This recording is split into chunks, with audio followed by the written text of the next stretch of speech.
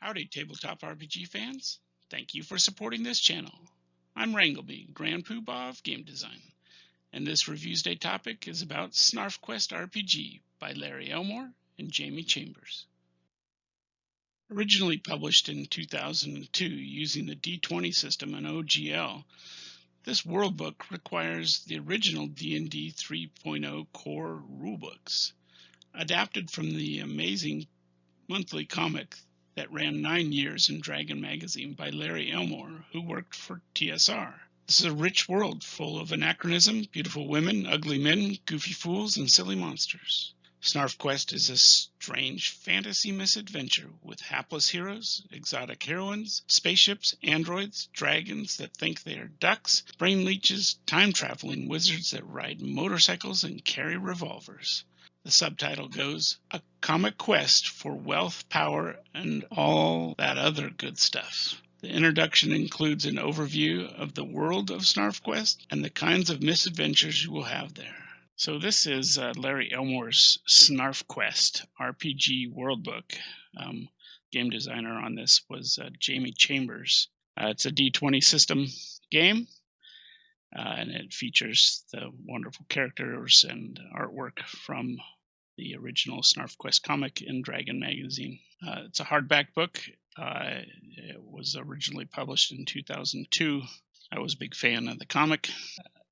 It was published through Larry Elmore's website, where he sells a lot of his artwork and different pieces.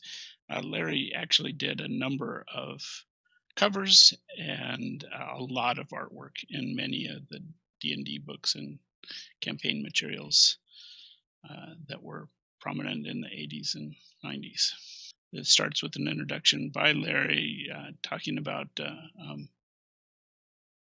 this book and how it got started, then a table of contents and how the misadventures begins with the chronicles of Elmore the scribe.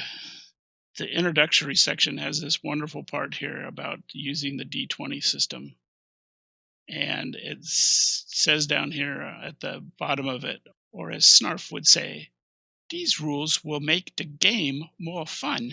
It includes this wonderful Ye Old Young Lands map of the world, and the Beast Mountains, where Snarf is from, and all the wild places that you'll explore throughout the comic and this game. Then it includes a section that's a piece of the comic itself, with so you get a sense of the humor, the characters, everything that's going on in the gameplay. And then this wonderful section here, chapter 1, the quest for the throne, and starting with episode 1 and going up to episode 42, takes you through each of the adventures that the comic actually went through, all the different materials that are required there. Incredible quests, all amazing, different people that they encounter. So chapter 3 are characters, races, kings, and things. And like a regular Dungeons and Dragons game, where you have character classes and racial abilities that are unique to people who live in these kingdoms of Dungeons and Dragons, that is true for SnarfQuest as well. There's a wonderful picture of Snarf being painted on commission after destroying the wizard, for a painting to be hung in the halls of the castle. Chapter 4 is magic and tech. As I mentioned, wizards ride motorcycle and uses a revolver. So you gotta have those kinds of elements in the game. You also have to have robots and spaceships and aliens. Not everything works like it's supposed to. Things break. They don't behave normally. Creatures that otherwise wouldn't be intelligent are intelligent, like the brain leech. And chapter 5 is about monsters, critters, and creatures. And because he was working at TSR, he was careful when he was making the comic to make things that he knew TSR D&D players would like. but he didn't want to pollute his world, so to speak, with too many things straight out of the Dungeons and Dragons book, so most of his creations were original.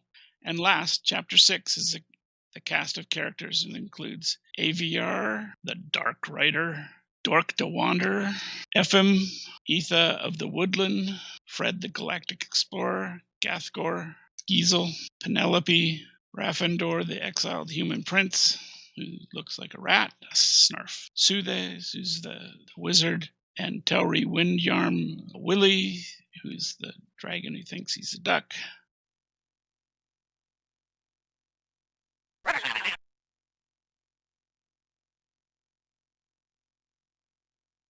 The second chapter is all about adding humor to your game and helps game masters who might otherwise struggle with some very helpful tips and rules variations to help make your own adventures even funnier. Includes new classes, feats, and monsters unique to the SnarfQuest setting. A comedy RPG has to take some liberties with the rules. You have to make it funny. Throughout the explanation here, it talks about the serious world versus comedy and how you can't expect things to go right. You have to expect things to go wrong. And they have some discussions here about humorous gaming and low versus high fantasy. And the more outrageous things are, the better it is for comedy. So here is a set of maxims, the SnarfQuest maxim, the silliest possible thing that can happen will, maxim 1.5. After the silliest possible thing happens, another will follow. Maxim number 2, it is better to be lucky than good, much better. Maxim 2.5, it's never luck in your story. Maxim number 3, it's all about style. Maxim number 3.5, going medieval is not the only way to style. Then it includes a number of variant rules, including several new feats. Remember that adding humor to a game is a matter of making the mechanics work for you as well as actually making the gameplay itself funny by situational or character interaction.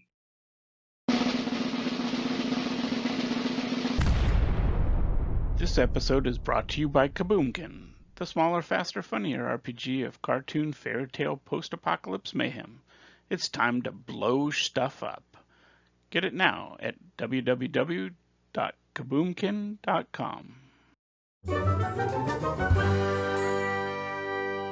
Thank you all for watching this episode. Hit like, subscribe, or ring the bell, or Booger will get you. If you want to see more videos like this, go to hopspush.com and buy an RPG or t-shirt. Do good, annoy evil, and bye-bye.